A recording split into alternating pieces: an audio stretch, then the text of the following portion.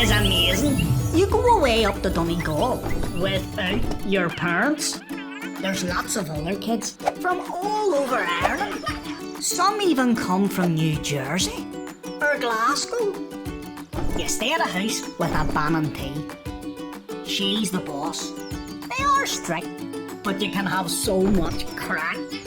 There's like 10 kids in the house. It's like a big sleepover. You can make so many friends. You really feel part of something. The language brings us together. You can do Irish at GCSE and go to the Gaeltacht during your summer holidays.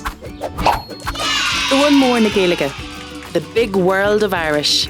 Talk to your child's teachers about doing Irish for GCSE or even attending a course in the Gaeltacht during the summer. You just never know how great that Domhan Mór na Gaeilge, the big world of Irish, could be for your child.